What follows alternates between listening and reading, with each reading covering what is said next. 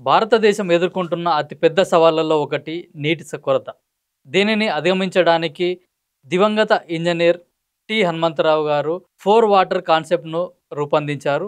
ఇది water shed అభివృద్ధి నమూనా. ఈ వాటర్ షెడ్ అభివృద్ధి నమూనా అనేది పూర్తిగా వర్షపు నీటిని గ్రహించి భూగర్భ జలాలు పెంచడానికి, అట్లాగే నీటి ఉపరితలాన్ని పెంచడమే కాకుండా నేల తేమ శాతాన్ని కూడా పెంచి శాశ్వతంగా భూగర్భ జలాలు పెరగడానికి ఈ 4 వాటర్ కాన్సెప్ట్ అనేది దోహదపడుతుంది. ఈ విధానాన్ని అనుసరిస్తే భారతదేశ నీటిపారుదల భవిష్యత్తే కాకుండా వ్యవసాయ స్వరూపం కూడా రూపురేఖలు మారే అవకాశం ఉంది. ఈ ఆలోచనలను అమలు చేయడానికి హనుమంతరావు గారితో దగ్గరి సత్సంబంధాలు కలిగి 4 వాటర్ కాన్సెప్ట్‌పై అవగాహన కలిగి ఉన్న వ్యక్తి మర్రి శశిధర్ రెడ్డి గారు. ఈరోజు ఈ ఇంటర్వ్యూలో మర్రి శశిధర్ రెడ్డి గారు మనతో ఉన్నారు.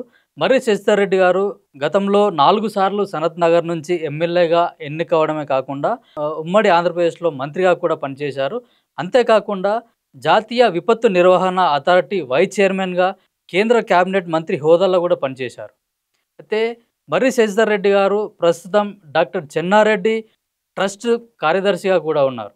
దివంగత ఇంజనీర్ హనుమంతరావు మరియు అట్లాగే డాక్టర్ చెన్నారెడ్డి గారితో ఇద్దరితో దగ్గరి సత్సంబంధాలు కలిగి ఉన్న మర్రి శశిధర్ రెడ్డి గారు వారు ఈ వాటర్ షెడ్ నిర్వహణ పరిష్కారాలను భవిష్యత్ తరాలకు అందించేందుకు కృషి చేస్తున్నారు. అసలు ఈ వాటర్ షెడ్ కాన్సెప్ట్ అంటే ఏంటి, భారతదేశ నీటిపారుదల భవిష్యత్తుపై దీని ప్రభావం ఎలా ఉంటుందని మాట్లాడడానికి మర్రి శశిధర్ రెడ్డి గారు మనతో ఉన్నారు. ఆయన అడిగి మరిన్ని వివరాలు తెలుసుకుందాం. Hello sir, welcome to our channel. Sir, ఇప్పుడు వాటర్ షెడ్ కాన్సెప్ట్ అంటే ఏంటి అసలు? అసలు దీని పూర్తిగా అర్థం చేసుకోవాలంటే ముందు వాటర్ షెడ్ అంటే ఏమిటిది అనేది బాగా అర్థం చేసుకోవాలి. చాలామంది నేను చదువుకున్నటువంటి వాళ్ళని కూడా మాట్లాడినప్పుడు వాటర్ షెడ్ అంటే క్వశ్చన్ మార్క్ బ్లాంక్గా వాళ్ళ మొహం కనబడేది. మనకు వర్షం కురుస్తుంది. వర్షం కురిసినప్పుడు మొట్టమొదటి ముందు పడినటువంటి చినుకులు భూమిలోకి ఇంకిపోతాయి. కొంచెం వర్షం ఎక్కువైతే సన్న ఏర్లాగా ప్రవహించడం మొదలవుతుంది. ఎటు స్లోప్ ఉంటే అటు న్యాచురల్గా పోతాయి, నీరు పళ్ళ మెరుగు అనే దాని ఆ రకంగా పోతాయి. అయితే ఆ సన్న ధారగా వచ్చేటువంటి ఏరు ఫస్ట్ ఆర్డర్ స్ట్రీమ్ అంటారు. 2 ఫస్ట్ ఆర్డర్ స్ట్రీమ్లు కలిస్తే సెకండ్ ఆర్డర్, అట్లా చేసుకుంటూ ఈ వాటర్ షెడ్ అనేటువంటి ప్రాంతం ఏదంటే ఇవన్నీ చివరికి ఒక చిన్న చెరువులకు పోతాయి. ప్రధానమైనటువంటి ఏరులోకి వెళ్ళిన తర్వాత దాంట్లో నుంచి చెరువులోకి పోయి అక్కడ నీళ్లు నిల్వ ఉంటాయి. ఆ చెరువుకు సంబంధించినటువంటి పారివాహిక ప్రాంతం అంటే ఎక్కడ అయితే వర్షం పడితే ఈ చెరువులోకి నీళ్ళు వస్తాయో ఆ ప్రాంతాన్ని ఆ ఏరియాని వాటర్ షెడ్ అంటాం. వాటర్ షెడ్కి పైన బౌండరీ ఉంటుంది, రిడ్జ్ అంటాం. అంటే మనకు కృష్ణా గోదావరి పారివాహిక ప్రాంతాల మధ్య రిడ్జ్ వస్తుంది. అటుబడ్డది కృష్ణా, ఇటుబడ్డది గోదావరి. అట్లా ఇది చిన్న లెవెల్లో ప్రతి చెరువుకు కూడా అది అటువంటి బౌండరీస్ ఏర్పడతాయి. ఆ రిడ్జ్ వైపు ఉన్నటువంటి ప్రాంతాన్ని దాన్ని ఇదిగా పైన రిడ్జ్ని రీఛార్జ్ ఏరియా అంటారు. ఈ లోయలాగా వ్యాలీలాగా ప్రధానమైనటువంటి ఏరు ఇవన్నీ కూడా రీఛార్జ్, అది పైన రీఛార్జు, ఇది డిశ్చార్జ్ ఏరియా. సో ఈ రకంగా వాటర్ షెడ్ అంటే ఏమిటి అనేది మనం తెలుసుకోవాల్సినటువంటి అవసరం. అయితే గతంలో వాటర్ షెడ్ డెవలప్మెంట్ అనేటువంటిది చాలా కాలంగా జరుగుతుంది. 1973లో డ్రౌట్ ప్రోన్ ఏరియా ప్రోగ్రామ్ అంటే ఎక్కడైతే వర్షాధారపు భూములు ఉన్నాయో కరువుకు గురయ్యేటువంటి ప్రాంతాలు చాలా పెద్ద ఎత్తున, ఎందుకంటే మనకు చాలా పెద్ద ఎత్తున వర్షాధార పంటల మీద ఆధారపడి ఉంటాం. ఈనాటికి కూడా మన ఆహార ఉత్పత్తులంతా కూడా వర్షాధార పంటల ఇంచుమించుగా సగం వాటి నుంచి వస్తాయి, అంటే ఏరియా వైజ్. వాటికి అక్కడ వర్షాలు సరిగా లేకపోయేసరికి కరువు రావడం, ఆత్మహత్యలు, రైతులు నష్టపోవడం ఇవన్నీ కూడా జరుగుతున్నాయి. 73లో మొదలుపెట్టినటువంటి డిపిఏపి అనేటువంటి కార్యక్రమం నుంచి ఈరోజు ప్రధానమంత్రి కృషి సించాయి యోజనలో వాటర్ షెడ్ డెవలప్మెంట్ కాంపౌండ్ అనేటువంటిది ఒక అంశం. ఈ రకంగా అనేక కార్యక్రమాలు కేంద్ర ప్రభుత్వం రూపొందిస్తూ వచ్చిన సరైన అంటే వాటర్ షెడ్ ముఖ్య మన దానివలన మనం సాధించదలుచుకుంది ఏమిటంటే నీటి లభ్యతను పెంచాలి. అల్టిమేట్గా నీటి లభ్యత ఉన్నప్పుడే వ్యవసాయానికి జీవనోపాధికి అన్నిటికీ కూడా కలిసి వస్తాయి. ఆ రకంగా వాటితో సరైనటువంటి విధంగా ప్రయోజనం జరగలేదు. వాటర్ షెడ్ అంటే గతంలో చెక్ డ్యామ్ అనుకునేవారు. ఎక్కడ చూస్తే అంటే ప్రత్యేకంగా కరువు వచ్చినటువంటి సమయంలో పెద్ద ఎత్తున ఎన్జిఓలను ఎంకరేజ్ చేస్తూ ప్రభుత్వం ఎందుకంటే చేపట్టాలంటే ఎన్జిఓస్ ద్వారా కూడా చాలా కార్యక్రమాలు చేపడుతుంది. ఇట్లాంటివన్నీ ఎన్జిఓస్ దాంట్లో చాలా పెద్ద ఎత్తున కుంభకోణం. అంతేకాకుండా రాజకీయ నాయకులు మాకు వాటర్ షెడ్ కావాలి, మాకు వాటర్ షెడ్ చేయాలి అని పెద్ద కాంపిటీషన్. ఈనాటికి ఆ కాంపిటీషన్ నడుస్తుంది చెక్ డ్యామ్స్ల కొరకు. నెబార్డు సంస్థ పెద్ద ఎత్తున 2080 కోట్ల రూపాయలను చెక్ డ్యామ్స్ కొరకు తెలంగాణ ప్రభుత్వానికి 2019-21 మధ్య 400 పైచులు చెక్ డ్యామ్స్కి శాంక్షన్ చేస్తే అంటే ఒక్కొక్క చెక్ డ్యామ్కి 4 నుంచి 5 కోట్ల రూపాయల ఖర్చు పెట్టి అంటే ఇది total bogus. So check dam watershed is equal to check dam ఎవరికి నమ్మకం లేకుండా పోయేటువంటి బ్యాక్గ్రౌండ్ వచ్చినప్పుడు ఆ రకంగా ఉన్నటువంటి పరిస్థితి అన్నమాట. హనుమంతరావు గారి కాన్సెప్ట్ చతుర్విధ జల ప్రక్రియ అసలు ఇది అంటే ఏంటి? దాని గురించి ఒకసారి వివరించండి. అంటే వాటర్ షెడ్ డెవలప్మెంట్ అంటే చెక్ డ్యామ్ కాదు, చెక్ డ్యామ్ ఒకటే కాదు, మొత్తం ఈ ఒక వాటర్ షెడ్ ప్రాంతం ఏదైతే ఉందో దాంట్లో ఈ ప్రవహించేటువంటి ఏర్లు ఏవైతే ఉంటాయో వాటిని ఎక్కడ కొన్ని మట్టి పనులు, కొన్ని వృక్షాలతో కూడినటువంటి పనులు, ఆ పనులు ఏ విధంగా చేపట్టాలనేటువంటిది హనుమంతరావు గారి చతుర్భుజ జల ప్రక్రియ 4 వాటర్ కాన్సెప్ట్లో చాలా ప్రత్యేకంగా చాలా డీటెయిల్డ్గా స్పెసిఫిక్గా ఆయన దానికి కావలసినటువంటి సిఫార్సులు చేసి దాన్ని ప్రవేశపెట్టడం జరిగింది. ఆ రకంగా దీనివలన ప్రయోజనం ఏమిటంటే గతంలో మామూలుగా చేసేటువంటి వాటర్ షెడ్ అంటే 73 నుంచి నడుస్తుంది. ఈరోజు కూడా కేంద్ర ప్రభుత్వం అమలు చేసేటువంటి వాటర్ షెడ్ డెవలప్మెంట్ ప్రోగ్రాం వలన కూడా నీటి లభ్యత పెంచడంలో మనం విఫలమవుతున్నాం.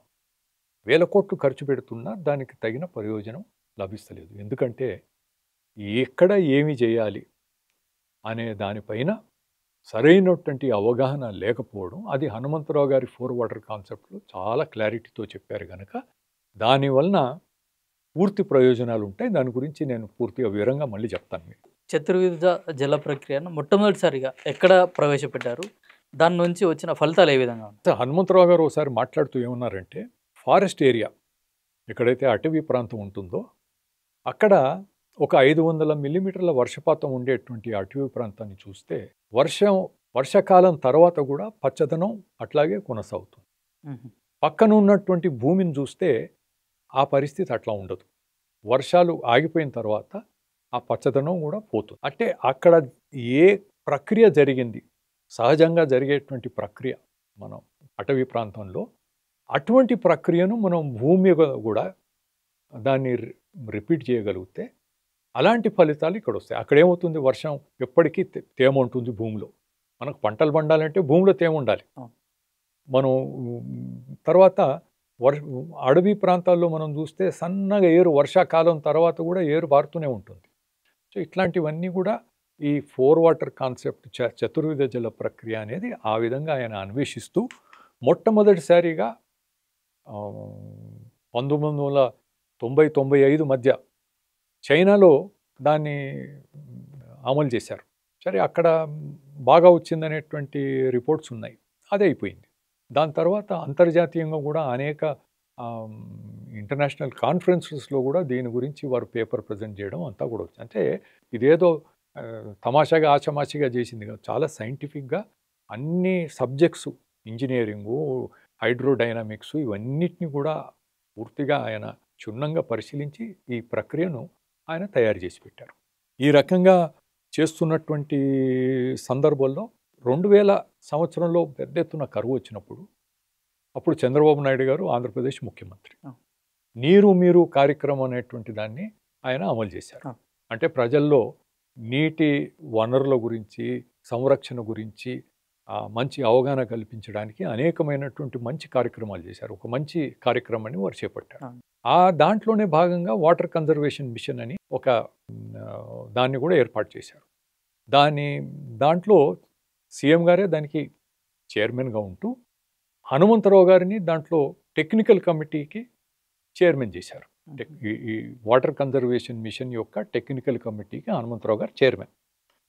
మొత్తం మిషన్లో అన్నా హజారే లాంటి వాళ్ళు కూడా చాలా ప్రముఖులు ఉన్నారు. అంటే దేశంలో ఉన్నటువంటి పెద్ద ఎక్స్పర్ట్స్ అంతా కూడా దీంట్లో ఉన్నారు.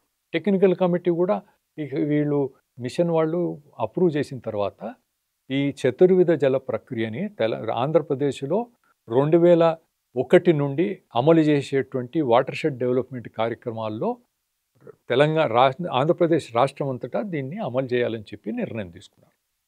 ఆ నిర్ణయానికి అనుగుణంగా తెలంగాణలో 84 గ్రామాలు, రాయలసీమలో ఒక 100 పైన గ్రామాల్లో ఈ కార్యక్రమాన్ని అమలు చేశారు. అయితే 2001లో చేసిన తర్వాత దాని ప్రభావం ఎట్లా ఉంది అనేటువంటిది సరే హనుమంతరావు గారు గమనించారు అక్కడక్కడ, కానీ అది ప్రచారానికి రాలే. పత్రిక ఎందుకంటే ప్రచారానికి రావాలంటే పత్రికల్లో దీంట్లో వస్తే 10 మందికి తెలుస్తుంది, మీడియాలో వస్తే. అట్లాంటిది రాలే. ఒక జహీరాబాద్ దగ్గర ఉన్నటువంటి కోహిర్ మండలంలో ఉన్నటువంటి ఒక గ్రామం గొట్టిగారిపల్లి, అక్కడ ఒక్క సంవత్సరంలోనే బ్రహ్మాండమైనటువంటి ఫలితాలు వచ్చాయి. నీటి సంరక్షణ, వాటర్ కన్జర్వేషన్. 2001-2లో సరైనటువంటి వర్షపాతం లేదు. అక్టోబర్ 2001లో నమోదైంది, 2001-2లో అమలైంది. 2002-3కు సంబంధించి వర్షాకాలం వస్తుంది కదా, 2002-3 సంవత్సరంలో సరైనటువంటి వర్షం లేదు. లేనప్పటికీ కూడా పంటలు వాడిపోకుండా, దెబ్బతినకుండా, నష్టపోకుండా ఉన్నాయని చెప్పి ఒక ప్రముఖ ఆంగ్లేయ పత్రిక హిందూలో ఒక పెద్ద ఆర్టికల్ రాశారు. అది మీడియాకు వచ్చినటువంటి మొదటి స్టోరీ అది. ఆ రకంగా ఆ గ్రామం న్యూస్లోకి వచ్చింది కనుక దానికి ఫాలో చేస్తూ చూడడం జరిగింది.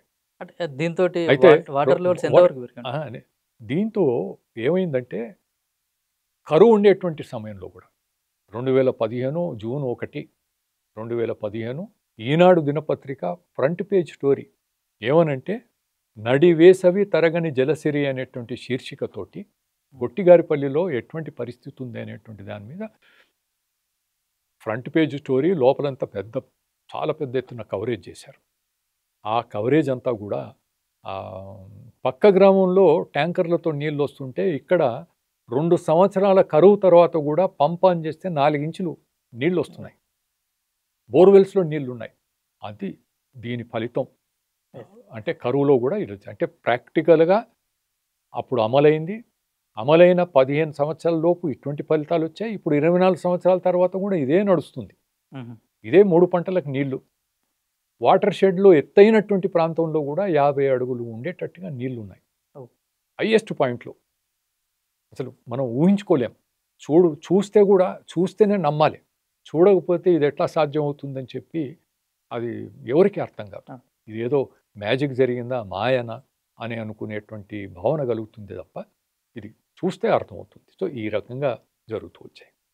అంటే ఇంత మంచి కాన్సెప్ట్ని వదిలేసి ఇప్పుడు తెలుగు రాష్ట్రాలు కూడా అటు ఆంధ్రప్రదేశ్ కానీ తెలంగాణ కానీ పెద్ద పెద్ద లిఫ్ట్ ఇరిగేషన్లు పెట్టి మేము నీళ్ళు అక్కడ నుంచి ఇక్కడికి తీసుకొస్తాం, ఎత్తిపోతల ద్వారా చేస్తామని అంటున్నారు. ఎందుకు ఇట్లాంటి మంచి కాన్సెప్ట్ను తెలుగు రాష్ట్రాలు ఎందుకు విస్మరిస్తాయి? అంటే దీంట్లో 2 కారణాలు ఉన్నాయి. ఒకటి, వాటర్ షెడ్ అంటే దీంతో లాభం లేదని గతంలో చెప్పాను కదా, గతంలో వాటర్ షెడ్ ఈజ్ యూజ్లెస్ అనుకున్నారు. అది ఒకటి. అది కాకుండా నీటిపారుదల రంగం అంతా కూడా కాంట్రాక్టర్మయమైంది, కాంట్రాక్టర్ డ్రివన్ యాక్టివిటీగా మారిపోయింది. అయితే దీని గురించి మళ్ళీ అదే హిందూ పేపర్లో ఒక వ్యాసం వచ్చింది 2016లో. ఎప్పుడైతే ఏమన్నారంటే ఇంత మంచి బ్రహ్మాండమైనటువంటి కాన్సెప్ట్ని ఎందుకు పట్టించుకోవడం లేదు అనేటువంటి ఎందుకు పక్కన పెట్టేశారు అనేటువంటి దానిపైన వ్యాసం. అంటే ఆ ప్రక్రియ ఏమిటి, ఏ విధంగా చేయాలనే డీటెయిల్స్ అన్నీ కూడా రాస్తూ దీన్ని కూడా వ్యాఖ్యానించారు. చివరిలో ఒక 2 లైన్స్ రాస్తూ ఏమన్నారంటే ఇంత బ్రహ్మాండమైనటువంటి ఒక కాన్సెప్ట్ని దాన్ని పక్కన పడేశారు. Confine to the back burner, పక్కన పడేశారు. కారణం ఏమిటంటే దీంట్లో మిగతా నీటిపారుదల ప్రాజెక్టులలో ఉన్న విధంగా కాంట్రాక్టర్లకు డబ్బు లేదు. అదొకటే కారణం. తక్కువ ఖర్చుతో అయిపోతుంది. ఖర్చుతో అవుతుంది, కాంట్రాక్టర్ పని లేదు. ఈ హనుమంతరావు గారు చేసినట్టు ఈ మట్టి పనులు, వృక్షాలతో పనులు అన్నాను కదా, ఒకరోజు ట్రైనింగ్ ఇస్తే ఎక్కడ ఎటువంటి కందకం తోవాలి, ట్రెంచెసా ఏంటి అనేది, పర్కులేషన్ ట్యాంక్స్ అన్ని డిఫరెంట్ టైప్స్ ఉన్నాయి. అవి ఎక్కడ చేయాలనేటువంటిది దాంట్లో అంతా రైతులే చేసుకోగలుగుతారు. కాంట్రాక్టర్ లేదు, సిమెంట్ లేదు. సో ఇది బ్యాక్గ్రౌండ్. తెలంగాణ రాష్ట్రంలో ఈ బ్యాక్గ్రౌండ్లో దీంతో లాభం లేదు, ప్రయోజనాలు లేవని 2004లో కాంగ్రెస్ పార్టీ అధికారానికి వచ్చింది. రాజశేఖర రెడ్డి గారు జలయజ్ఞం అని చెప్పి గోదావరి జలాల ఎత్తిపోతలు ఇవన్నీ చేయాలని చెప్పి మొదలుపెట్టినటువంటిది. చెన్నారెడ్డి మెమోరియల్ ట్రస్ట్ ఆధ్వర్యంలో గోదావరి జలాల వినియోగం తెలంగాణలో జరగాలంటే ఎత్తిపోతల పథకాల ద్వారానే జరుగుతాయనేటువంటిది ఊరూరా తిరిగి ప్రచారం చేసిన దాంట్లో నేను ఉన్నాను. నేను అది కాదండం లేదు. ఆ రోజు ఉన్నటువంటి మనకు ఉండేటువంటి విషయ పరిజ్ఞానము వాటన్నిటిని చూస్తే అది తప్ప ఇంకో గత్యంతరం లేదు. కానీ ఎప్పుడైతే హనుమంతరావు గారు ఈ చేపట్టినటువంటి ప్రక్రియ వలన సంవత్సరాల తరబడి ఎంతో బ్రహ్మాండమైనటువంటి ఫలితాలు వస్తుంటే, ఇప్పటికి కూడా లిఫ్ట్ అనేటువంటి మాట్లాడితే అది నాటువంటి వాడు మాట్లాడితే అది మూర్ఖత్వం అవుతుంది. వాళ్ళు చూసి కూడా చూడకుండా రాజశేఖర రెడ్డి గారిది అయిపోయింది. 14 తర్వాత టీఆర్ఎస్ బీఆర్ఎస్ ప్రభుత్వం, కేసీఆర్ గారు వాళ్ళ సొంత జిల్లా పాత మెదక్ జిల్లా జహీరాబాద్ అంటే హరీష్ రావు ఇరిగేషన్ మంత్రి ఆ జిల్లా అంటే అంత బాగా తెలిసిన వాళ్ళు కదా. ఆ కుటుంబం అంతా కూడా అక్కడంతా ఎంతో దగ్గర సంబంధాలు ఉన్నాయి. అటువంటి ప్రాంతంలో అది ఇంత మంచి బ్రహ్మాండమైనటువంటి మనకు ఫలితాలు వస్తున్నాయంటే అక్కడ తిరిగి చూసినోడు లేడు. కనీసం మేము లేవదీసినప్పుడైనా ఏంటి అనేది తెలుసుకునేటువంటి ప్రయత్నం కూడా చేయలేదు. ఎందుకంటే వాళ్ళంతా ఫిక్సేటెడ్, పెద్ద ప్రాజెక్టులు కట్టాలి. జలయజ్ఞం, సరే జలయజ్ఞం పోయి ధనయజ్ఞం అయిందని చెప్పి అందరూ విమర్శించిందే కదా. ధనయజ్ఞం వాళ్లే చేయాలా, మేము ఊరుకోవాలనా అని కాళేశ్వరం అని మొదలుపెట్టారు. సరే, ఇది కేవలం తెలుగు రాష్ట్రాల్లోనే కాకుండా ఇప్పుడు మీరు చెప్పిన జైరాబాద్ కానీ అట్లా కాకుండా వేరే స్టేట్లో కూడా ఏ స్టేట్ దీన్ని అమలు చేస్తుంది? అంటే ఇది అయిపోయిన తర్వాత ఏమైందంటే ఇక్కడ ఇది పరిస్థితి. హనుమంతరావు గారు 2012-13 ఆ ప్రాంతంలో 13 ఎన్నికలు జరగకముందే, రాజస్థాన్లో ఎన్నికలు జరిగినాయి 2013లో. అంతకు ముందే వారు అక్కడ ఒక ప్రజెంటేషన్ ఢిల్లీలో ఇచ్చారు ఈ చతుర్వేద జల ప్రక్రియ మీద. అప్పుడు ప్రతిపక్ష నాయకురాలుగా ఉన్నటువంటి వసుంధర రాజే గారు ఆ ప్రజెంటేషన్ చూడడం జరిగింది. చూసిన తర్వాత దాంతో బాగా ప్రభావితమై చాలా బ్రహ్మాండమైనటువంటి ఫలితాలు ఉన్నాయి. రాజస్థాన్ అంటే మీరు ఏం గుర్తు చేసుకుంటారు? రాజస్థాన్ అంటే బారులు తీసి కుండలు తలపైన పెట్టి మహిళలు మైళ్ళ తరబడి మంచినీటి కొరకు తిరిగేటువంటి మనకు అవన్నీ కూడా మనం చూసాం. రాజస్థాన్ అంటే అదే గుర్తుకొస్తుంది. ఎడారి ప్రాంతం, నీటి కరువు, నీటి కొరత, కరువు ఇట్లాంటివన్నీ. అటువంటి దాంట్లో ఆమె చూసి దీనివలన ఫలితాలు నేను తర్వాత డీటెయిల్గా చెప్తాను ఎలాంటి ఫలితాలు వస్తాయి అనేది. ఇటువంటివన్నీ బాగా ఉన్నాయి అనేటువంటిది చూసి ఆమె వెంటనే ఆమె అనుకోకుండా 2013లో ముఖ్యమంత్రి అయింది.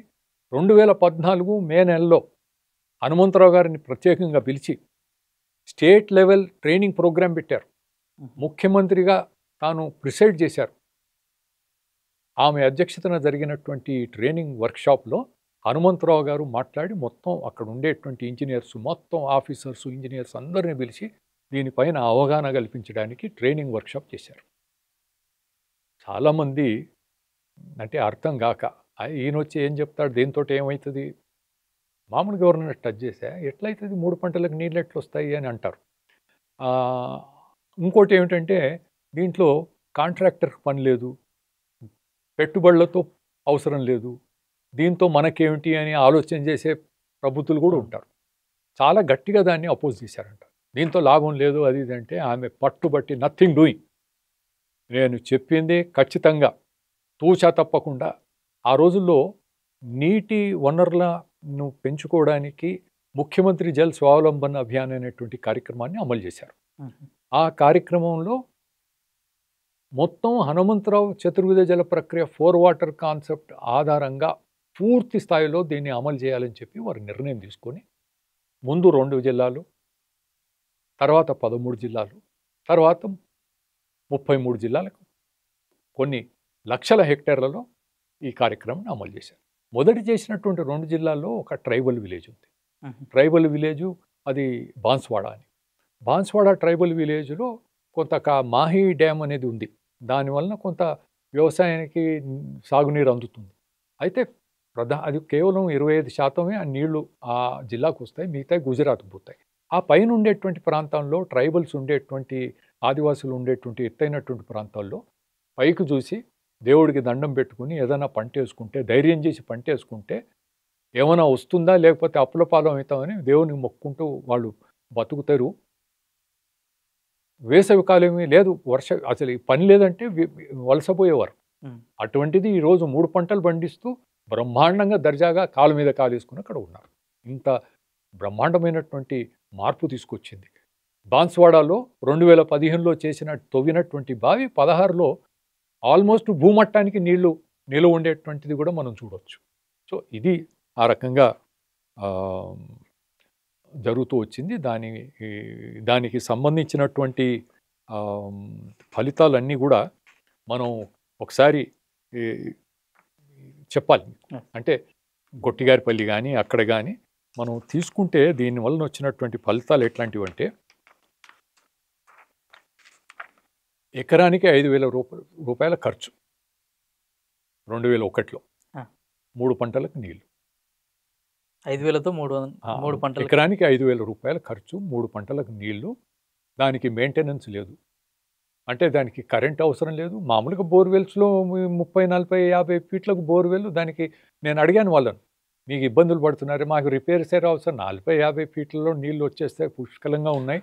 ఇప్పుడు ఖాళీగా ఉండేటువంటి బోర్వెల్ నుంచి కూడా నీళ్ళు వస్తున్నాయి ఈరోజు. అక్కడ నా దగ్గర ఫోటో ఉంది. అది జరిగింది. దాని తర్వాత దీంతో ఏమవుతుందంటే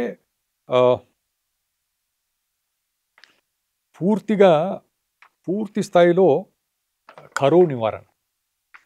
అంటే మళ్ళీ కరువు అనేది రాదు.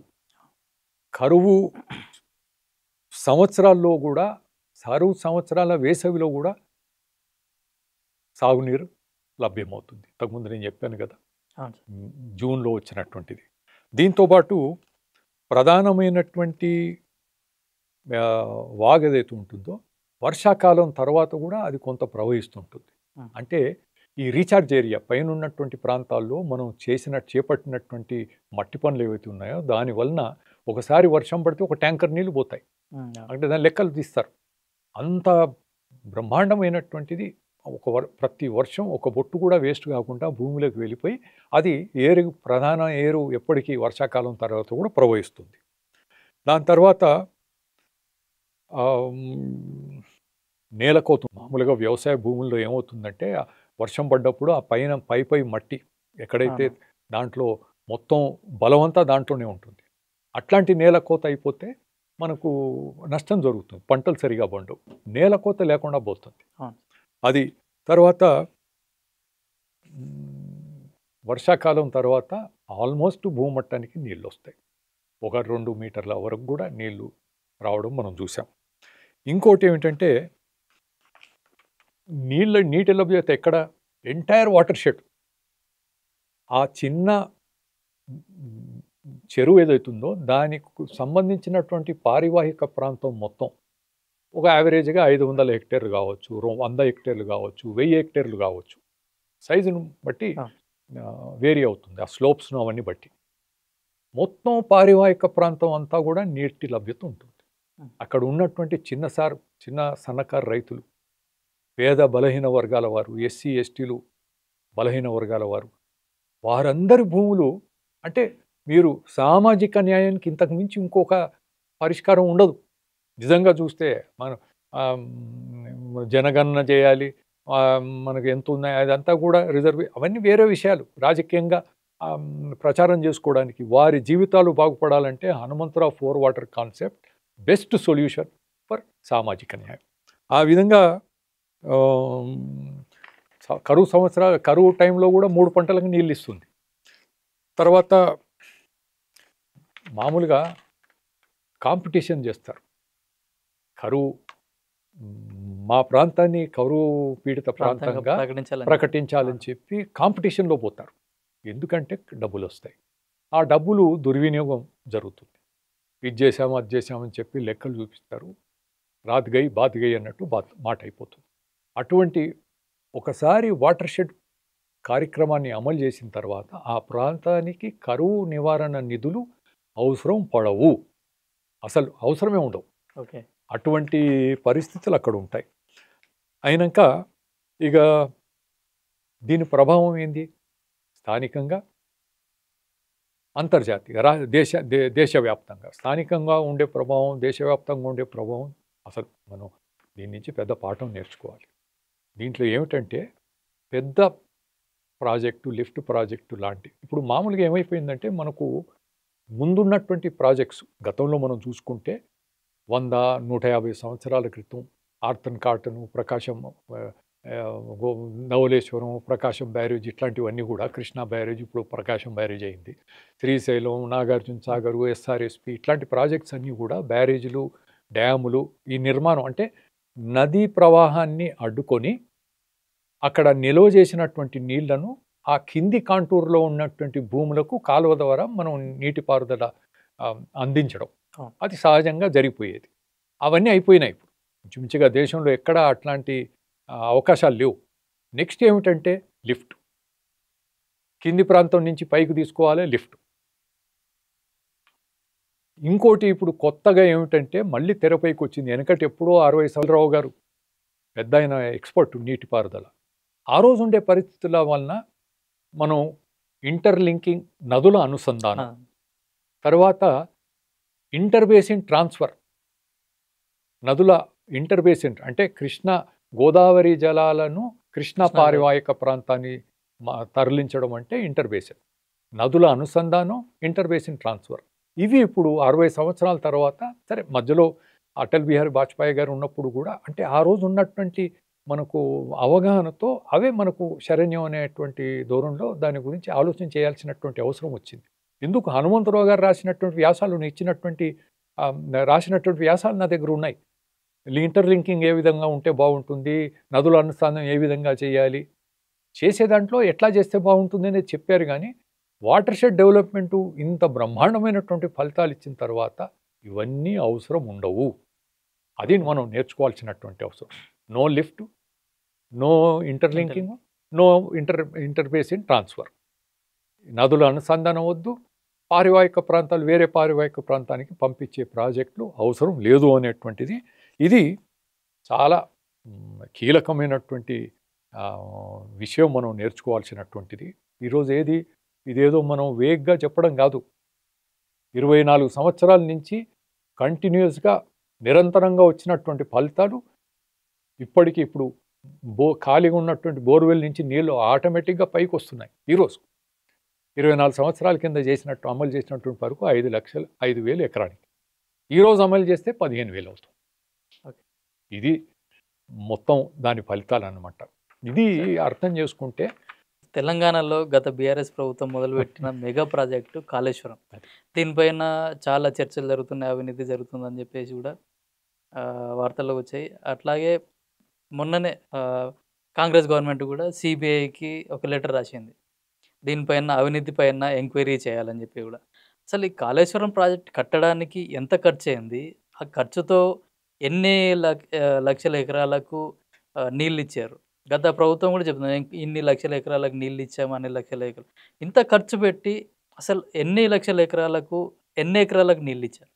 నేను సరే రాజశేఖర రెడ్డి గారి సమయంలో జలయజ్ఞం, ధనయజ్ఞం ఆ చాప్టర్ క్లోజ్ అయిపోయింది. ఈయన రాగానే ఈయన లిఫ్ట్, అంతకుముందు ప్రాణహిత చేవల్ల మేము నేషనల్ ప్రాజెక్టుగా తీసుకొస్తాం అని అనేక సందర్భాలు చెప్పిన తర్వాత దాన్ని రీడిజైన్ చేశాడు. మీరు దాని నియత్ ఏమిటి, ఉద్దేశం, ఆయన నియత్ ఏమిటి ఈ రీడిజైన్ చేయడంలో అనేది ఒక అంశం. ఇక దాంట్లోకి పోతే అది ఒక పెద్ద ఎంతో దాని మీద చాలా విషయాలు ఉన్నాయి, మాట్లాడొచ్చు. కానీ నేను ఇప్పుడు ఈ మీరు అడిగినటువంటి స్పెసిఫిక్గా చెప్పి సిబిఐ ఇవన్నీ కూడా వేరే సబ్జెక్ట్, దాంట్లోకి పోదలుచుకోలేదు. మంచి ఉద్దేశంతో, మంచి నియత్తో చేసినాం అనుకుంటా. మంచి ఉద్దేశంతో చేశాడు. చేసింది ఏమిటి ఉద్దేశం? కొత్తగా 180 టీఎంసీల నీటిని వినియోగంలోకి మనకు అంటే అలాటెడ్ నీళ్లు ఉన్నాయి కదా మనకు, నికర జలాలు, దాన్ని మనం తీసుకొని 180 టీఎంసీని ఉపయోగంలోకి తీసుకోవాలి. Very good.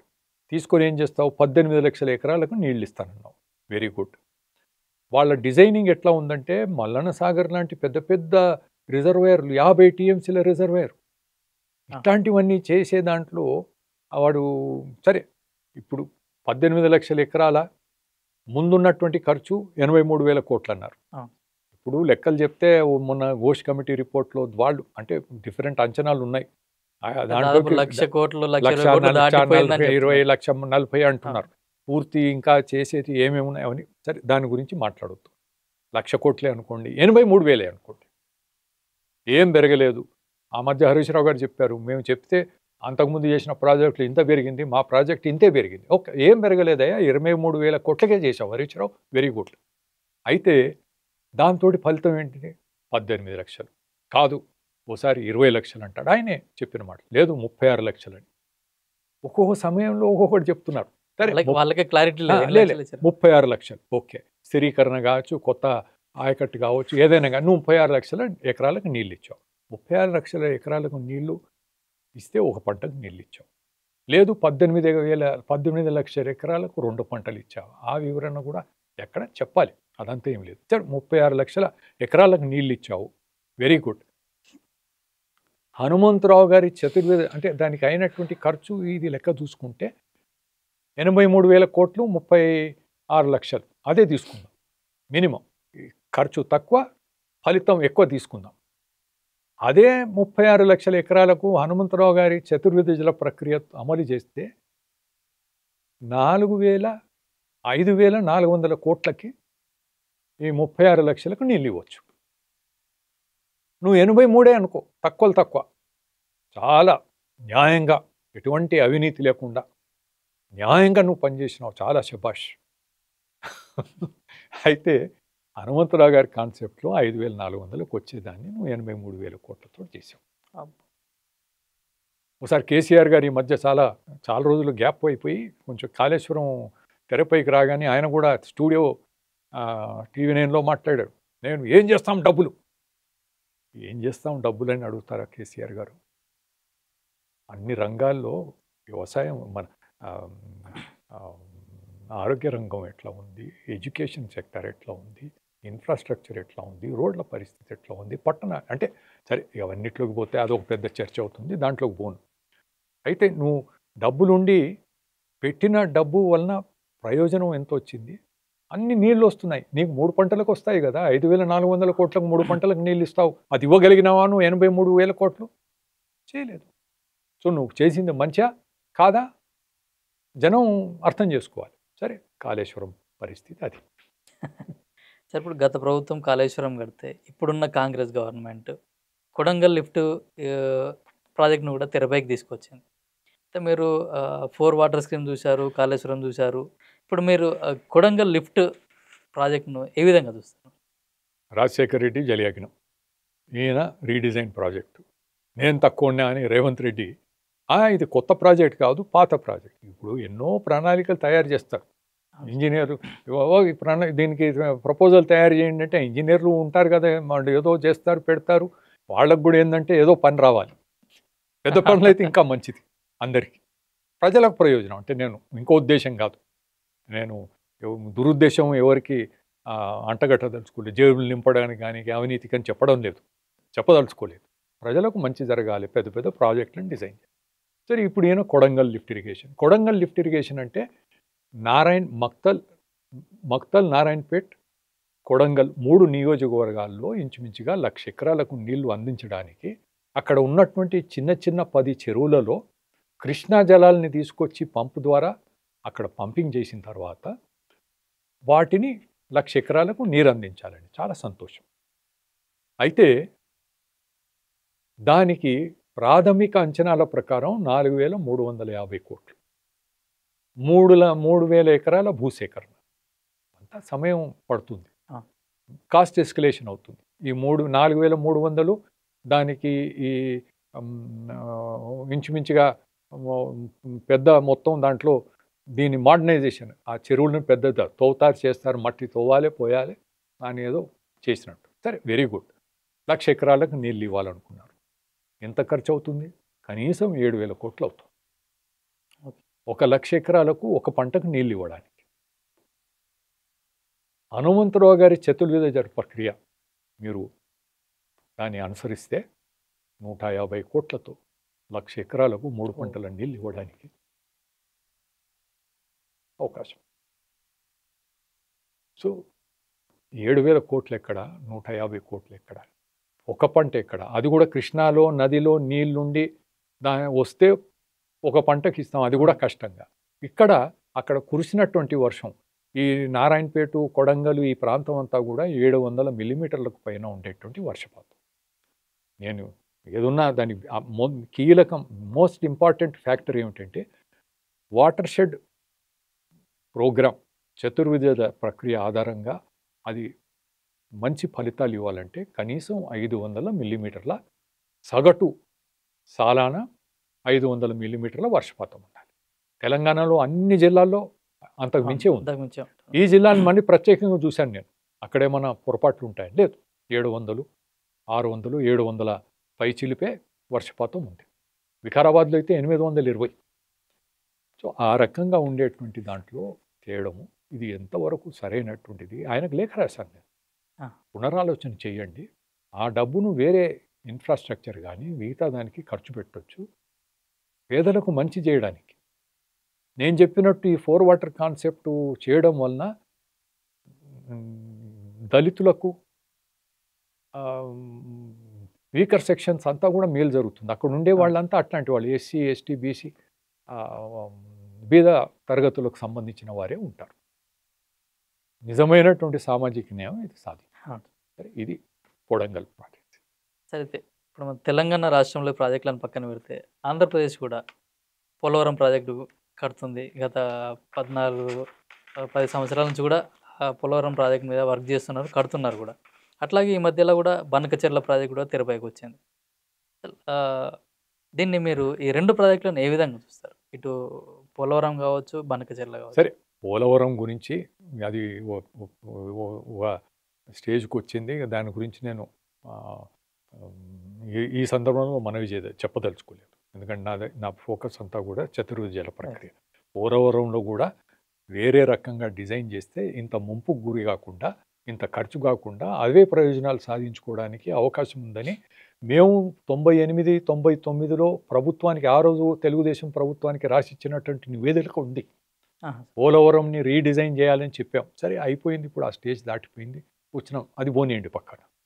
ఇప్పుడు Polavaram Banakacherla lift project, Polavaram Banakacherla lift project అనే ప్రతిపాదన ఏదైతే వచ్చిందో, ఇంతకుముందు ఏమిటి, లిఫ్ట్ కాళేశ్వరం కానీ కొడంగల్ కానీ ఒకటి లిఫ్ట్. ఇది ఇంటర్ బేసిన్ ట్రాన్స్ఫర్. గోదావరి పారివాహిక ప్రాంతంలో ఉన్నటువంటి, గోదావరి పైన ఉన్నటువంటి పోలవరం దీన్ని పంపు చేసి మీరు కృష్ణా పారివాహిక ప్రాంతం రాయలసీమకు తీసుకొని పోవాలి. చాలా సంతోషం. రాయలసీమలో 90 లక్షల ఎకరాల సాగుబడి చేయగలిగినటువంటి భూమి ఉంటే 82 లక్షల ఎకరాలు నీటిపైన, వర్షపు నీటిపైన ఆధారపడినటువంటి భూములు. దాంట్లో 30 లక్షలకు నీళ్ళు ఇస్తానంటే సంతోషం. అయితే దీనికి ఏమిటంటే ప్రధానంగా బనకచెర్లలో 150 టీఎంసీల రిజర్వాయర్ నిర్మాణం చేయాలి. సరే, దాని నుంచి ఒక పంటకి ఇస్తారా, 2 పంటలకు ఇస్తారా అంటే 150 టీఎంసీలు అంటే 15 లక్షల ఎకరా. 30 లక్షల ఎకరాలకు ఇవ్వాలంటే దానికి 2 పంటలు ఇస్తారా, లేకపోతే దాంతో ఒక పంటకే నీళ్ళు ఇస్తారా? ఒకసారి నింపితే కేవలం 15 లక్షల ఎకరాలు. సరే, ఆ వివరాలకు కూడా పోను, మరి 30 లక్షలే అనుకోండి. 81,900 కోట్ల ఖర్చు, 54,000 ఎకరాల భూసేకరణ, దాంట్లో 15,300 ఎకరాలు అటవీ ప్రాంతం.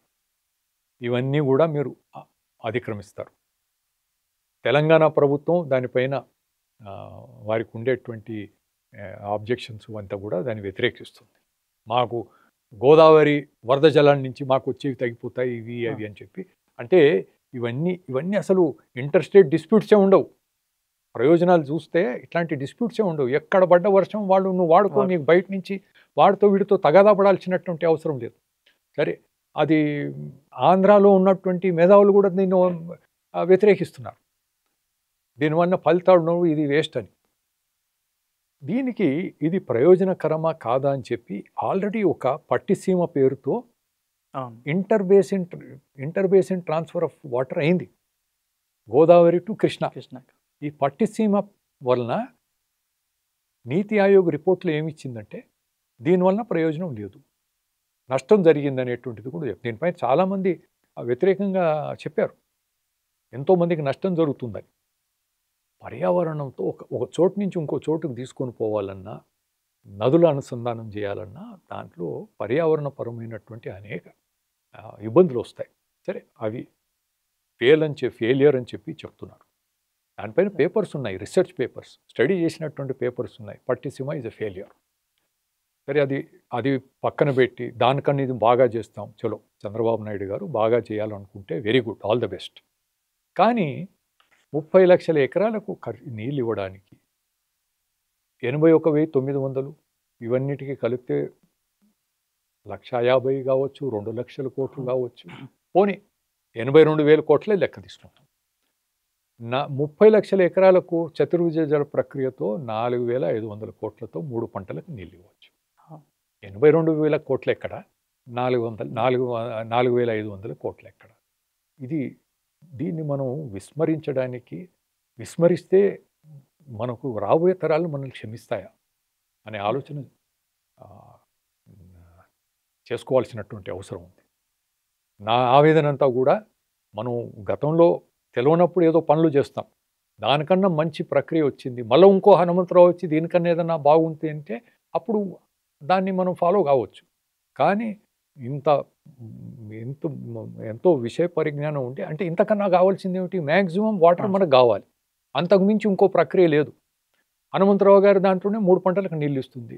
3 పంటలకు పెంచి మనం పండించలేము. సంవత్సరం పూర్తి నాకు షార్ట్ డ్యూరేషన్ పంటలు వచ్చినాయి, 2 నెలలకే పంట వస్తే మేము 6 పంటలు చేసుకోవచ్చు. సంవత్సరం 3 పంటలకు నీళ్ళు అంటే సంవత్సరం అంతా నీళ్ళు వస్తాయి. షుగర్ కేన్ ఒకటే పంట, కానీ మొత్తం సంవత్సరం అంతా ఉండే పంట. ఇవన్నీ దాన్ని ఆలోచన చేసుకోవాల్సిన అవసరం ఉంటుంది.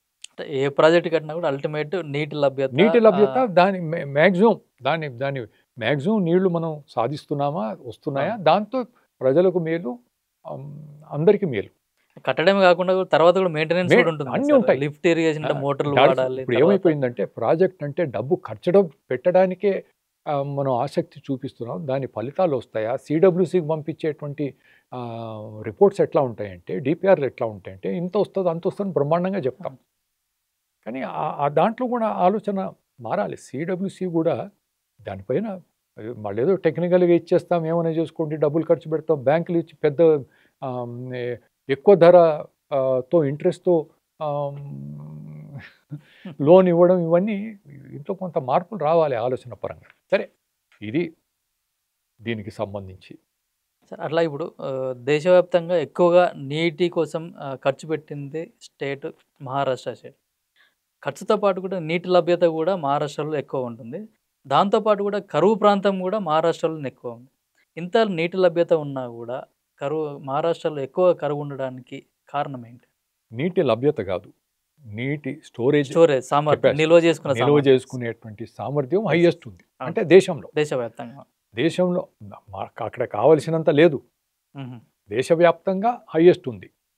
హైయెస్ట్ పెట్టుబడులు కూడా ఇరిగేషన్ రంగం పైన పెట్టుబడులు దేశంలో ఎక్కడా లేనటువంటి విధంగా అక్కడ మహారాష్ట్రలో పెట్టారు, ప్రాజెక్ట్స్ నిర్మాణం చేసుకున్నారు. అవన్నీ కూడా రెగ్యులర్ ప్రాజెక్ట్స్, ఏది లిఫ్ట్లు అనేది తర్వాత ప్రధానంగా వాళ్ళు మొదటి నుంచి రిజర్వాయర్స్ నిర్మాణం ఆ. చేసుకుంటూ వచ్చారు. Very good. అయితే మరఠ్వాడ, విదర్భ ఇట్లాంటి ప్రాంతాల్లో ఇప్పటికీ కూడా ఆ, తరచూ కరువు గురయ్యేటువంటి ప్రాంతాలు ఉన్నాయి. ఇంచుమించుగా ప్రతి సంవత్సరం కరువు గురయ్యేటువంటి ప్రాంతాలు కూడా ఉన్నాయి. ఈ కరువు నివారణకు కావలసినటువంటి ఆలోచన కూడా అంటే ప్రభుత్వం కూడా ఈ మధ్య ఆ, సరే పాత కార్యక్రమాలు నడుస్తూనే ఉన్నాయి. ఏది ఆనాటి నుంచి 50 సంవత్సరాల నుంచి వేరు వేరే పేర్లతో ఇప్పుడు ప్రధానమంత్రి కృషి సించాయి యోజన అనేది ఉంది. దాంట్లో వాటర్ షెడ్ డెవలప్మెంట్ కాంపోనెంట్ ఉంది. దాంట్లో ఇంకా వేరే కూడా ఉన్నాయి. అంటే నీటితో ఎక్కువ ప్రయోజనం పొందాలనేటువంటి దానిపైన వేరే వేరే కాంపోనెంట్స్ ఉన్నాయి. అది మహారాష్ట్రలో జల్ యుక్త్ శివార్ అభియాన్ అనేటువంటి కార్యక్రమం JSA 1.0 ఫడ్నవీస్ గారు మొదటిసారి ముఖ్యమంత్రిగా ఉన్నప్పుడు ప్రవేశపెట్టారు. 9,700 కోట్ల పైన ఖర్చు పెట్టిన తర్వాత కూడా ఎటువంటి ప్రయోజనం లేదు అని నీతి ఆయోగ్ కానీ CAG రిపోర్ట్లో కూడా పేర్కొన్నారు. CAG రిపోర్ట్లో 10 పేజీలు ఉంది దాని గురించి. ఏ అంశంలో ఎలాంటి పొరపాటు జరిగినాయి అనేది మొత్తం డీటెయిల్స్ ఉన్నాయి. అదంతా అనాలిసిస్ చేసి నేను ఫడ్నవీస్ గారికి పంపించాను. ఇటువంటివన్నీ నివారించాలంటే మీ స్కీమ్లో అంతర్భాగంగా కాదు, ప్రధానంగా చతుర్విధ జల ప్రక్రియ ద్వారా ఇది పనికొస్తుంది అనేటువంటిది ఆయనకు రాసి పంపించాను.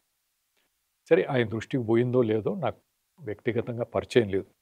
ఆ సందర్భంగా నేను మహారాష్ట్ర మాజీ గవర్నర్గా ఉన్నారు మన విద్యాసాగర్ రావు గారు.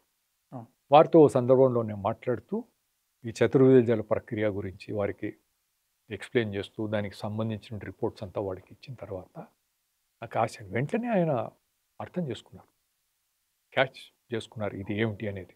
చేసి ఆయన ఏమన్నారంటే, మీరు ముఖ్యమంత్రి గారిది తర్వాత గవర్నర్కి కూడా నిధులు ఉంటాయి, గవర్నర్స్ డైరెక్టివ్ అని చెప్పి గవర్నర్స్ చెప్పిన పనులు చేయడానికి దాంట్లో పొందుపరుచుంది. నేను ఇప్పుడున్న గవర్నర్ రాధాకృష్ణన్ గారితో మాట్లాడతాను, మీరు వెళ్ళి కలవండి, టైం తీసుకోండి, వెళ్ళి కలవండి అంటే ఆయన చెప్పిన తర్వాత నేను జూలై 3వ తేదీ వెళ్ళి వారిని కలిశాను. 1 గంటకు పైగా వారితో ఉన్నాను. వారి సెక్రటరీ అంటే IAS గవర్నర్ సెక్రటరీ అంతా కూడా ఉండి దీనికి సంబంధించినటువంటి నోట్స్ అంతా కూడా ఆయన రాసుకున్నాడు. నువ్వు రాసుకునేది కాదు, మొత్తం నేను ఇస్తాను, నేను మొత్తం హ్యాండ్ ఓవర్ చేసి వచ్చాను.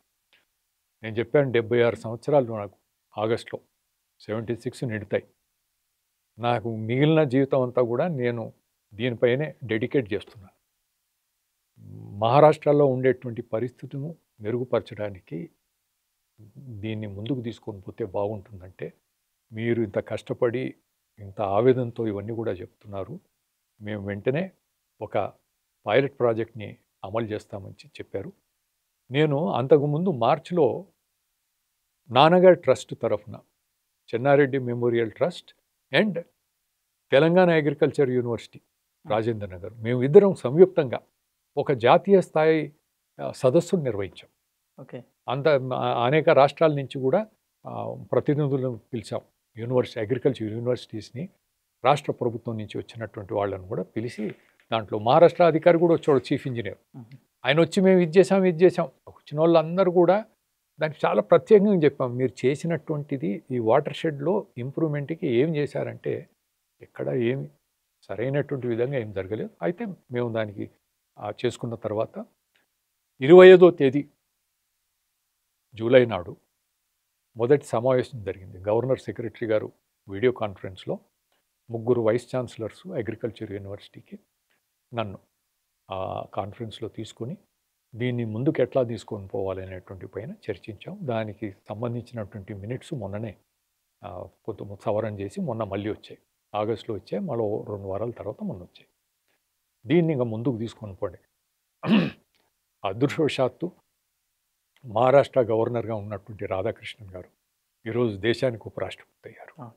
సో నేను ఆశిస్తున్నది ఏమిటంటే, వారు అర్థం చేసుకున్నారు కనుక వారి ప్రోత్సాహంతో దీన్ని ఇంకా ఇతర రాష్ట్రాలకు అందరికీ కూడా మేలు జరిగేటువంటి విధంగా ముందుకు తీసుకొని పోవాలని. అంతేకాకుండా కేంద్ర ప్రభుత్వం ప్రణాళిక చేస్తున్నటువంటి కార్యక్రమాలు వీటన్నిటిపైన ఎప్పుడైతే ప్రధానమంత్రి గారు చొరవ తీసుకోగలుగుతారో అన్నీ సెట్ అయిపోతాయి. నేను సంవత్సరం నుంచి కూడా అదే ఆలోచన చేశాను. మన డాక్టర్ లక్ష్మణ్ గారు రాజ్యసభ సభ్యులు, వారు రాజ్యసభలో ప్రస్తావన చేశారు. నేను మొన్ననే డికే అరుణ గారితో మాట్లాడాను. వచ్చే సమావేశంలో లోక్సభలో మీరు కూడా ప్రస్తావన చేయండి. ఢిల్లీలో కూడా ఎంపీస్తో సమావేశం పెడతాం, ఇతర రాష్ట్రాల వాళ్ళని పిలుస్తాం. దీన్ని నీతి ఆయోగ్ వాళ్ళతో నేను పోయి మాట్లాడతాను. దీని ఉన్న వాస్తవాలు తెలుసుకోవాల్సినటువంటి అవసరం ఉంది. గతంలో ఒక సందర్భంలో అన్ని రాష్ట్రాల్లో ఏం జరుగుతుంది, వాటర్ కన్జర్వేషన్ దీనికి సంబంధించి నీటిని సరైనటువంటి విధంగా వినియోగించుకోవడానికి, దాన్ని పెంచుకోవడానికి, నీటి లభ్యతను పెంచుకోవడానికి ఏం చేస్తున్నారని ప్రధానమంత్రి గారు స్వయంగా ఒక సమావేశం ఏర్పాటు చేసి అన్ని రాష్ట్రాలు వాళ్ళు చెప్పినటువంటి మాటలు విన్న తర్వాత ప్రణాళిక నీతి ఆయోగ్ని దీన్ని ముందుకు తీసుకొని పోవడానికి అన్నీ ఒక బెస్ట్ ప్రాక్టీస్ ఎక్కడ ఏది జరిగిందో అందరికీ చెప్పాలంటే నీతి ఆయోగ్ కూడా ఈ చతుర్విధ జల ప్రక్రియ వలన రాజస్థాన్లో ఏం జరిగిందని ఆయన చెప్పలేకపోయాడు. వాళ్ళ డాక్యుమెంట్ లేదు కనుక నీతి ఆయోగ్ కూడా వాళ్ళు చేసిన దాంట్లో ఏం లోటుందో నేను వాళ్ళు ఎత్తి చూపించాల్సినటువంటి అవసరం. ఏమన్నా దేశవ్యాప్తంగా ఇదొక తక్కువ ఖర్చుతో ఎక్కువ నీటిని మనం నీటి లభ్యతను పెంచడానికి పేద బలహీన వర్గాలు, ఎస్సీ ఎస్టీ బలహీన వర్గాలకు నిజమైనటువంటి మేలు చేసేటువంటి స్కీమ్గా, మనకు ఉండే వర్షాధారపు పంటలు 3 పంటలుగా పండించేటువంటి భూములుగా, బంగారు గనులుగా వాటిని మార్చుకునేటువంటి అవకాశం ఉంటుంది. ఇది దేశానికి, మన రాష్ట్రమే కాదు దేశానికే కాదు ప్రపంచవ్యాప్తంగా కూడా గ్లోబల్ సౌత్ మన అభివృద్ధి చెందుతున్నటువంటి దేశాలకు ఈరోజు మోడీ గారిని వారు ఒక నాయకుడిగా వారి వైపు చూస్తున్నారు. ప్రపంచం అంతా కూడా వారిని చూస్తున్నారు. ప్రత్యేకంగా ఈ గ్లోబల్ సౌత్ అని అంటున్నాం, వాళ్ళంతా చూస్తున్నారు. వారికి కూడా మోడీ గారి నాయకత్వం ఇవ్వడానికి ఇది ఒక మంచి అవకాశంగా ఉంటుంది. మోడీ గారిని కలిసేటువంటి ప్రయత్నంలో ఉన్నాను. తొందరలో వారితో అపాయింట్మెంటు వస్తే వారికి ఇది వివరణ వారికి చెప్పాలనే ఉద్దేశం ఉంది. మోడీ హైతో ముమ్కిన్ హై అనేటువంటి మాట అంటారు కదా, ఇది వారి దృష్టికి పోతే మొత్తం నీటి పారుదలకు సంబంధించినటువంటి ప్రణాళికలు మారిపోతాయి. 2016 అక్టోబర్ 15న హనుమంతరావు గారి చేత చెన్నారెడ్డి మెమోరియల్ లెక్చర్ వారి చేతి ఇప్పిస్తే దానికి ఒక మెసేజ్ కావాలని చెప్పి నేను అప్పుడు మాజీ ప్రధాని మన్మోహన్ సింగ్ గారిని అడిగితే, ఈ 4 వాటర్ కాన్సెప్ట్ వలన రాబోయేటువంటి రోజుల్లో ఇరిగేషన్ సెక్టార్ ప్లానింగ్ అంతా మారిపోతుంది అనేటువంటిది, చెన్నారెడ్డి ట్రస్ట్ ద్వారా దీన్ని మన తెలంగాణలో కాకుండా దేశవ్యాప్తంగా కూడా దీన్ని ప్రచారం జరుగుతుందనేటువంటి నమ్మకం నాకుందని చెప్పి వారు రాశారు. హనుమంతరావు గారికి నేను చనిపోకముందు చెప్పినటువంటి మాట, స్పృహ లేనటువంటి సమయంలో వారికి చెప్పింది. చాలా సౌమ్యుడు, మంచి మనిషి. తన పేరు రాసుకోవద్దు, నేను చెప్పాను ఇది హనుమంతరావు కాన్సెప్ట్గా ముందుకు తీసుకొని పోతాను అంటే కొన్ని నిమిషాల్లో తుది శ్వాస వదిలేస్తానని చెప్పి, అంటే అన్నీ తీసేశారు. అటువంటి వ్యక్తి అది చెప్పినప్పుడు ఆయన చేతిలో కదిలిక వచ్చింది. ఆయన భార్య, పిల్లలు ఎవరు కలిసినా ఆయన దగ్గర ఏమాత్రం రెస్పాన్స్ లేదు. నేను ఈ మాట చెప్పినప్పుడు ఆ రకంగా నేను ఏ విధంగానైతే నాకు మా తల్లిదండ్రుల ఆశీర్వాదం నాకు ఉందని నేను అనుకుంటాను, అదేవిధంగా హనుమంతరావు గారికి కూడా పైనుంచి ఇది మంచి జరగాలి, పెట్టాలి అనేటువంటి దాంట్లో మార్గదర్శనం చేస్తారని, ఇది ముందుకు తీసుకొని పోతాం, దేశానికి మేలు జరిగే దాంట్లో అనేక కార్యక్రమాలు తీసుకుంటాం. సార్, మీరు ఆశించినట్టుగానే చతుర్విధ జల ప్రక్రియ 4 వాటర్ కాన్సెప్ట్ ఏదైతే ఉందో భవిష్యత్తులో కూడా అన్ని రాష్ట్ర ప్రభుత్వాలు కానీ కేంద్ర ప్రభుత్వం కూడా దీన్ని అమలు చేస్తారని ఆశిస్తున్నాం సార్. ఇది మర్రి శశిధర్ రెడ్డి గారితో ఇంటర్వ్యూ. చతుర్విధ జల ప్రక్రియ ద్వారా మనం తక్కువ ఖర్చుతోటే ఎట్లయితే నీటి లభ్యతను, అట్లాగే భూగర్భ జలాలను ఏ విధంగా పెంచుకోవాలో మనం ఈ ఇంటర్వ్యూలో చూసాం. This is Kiran Kumar signing out.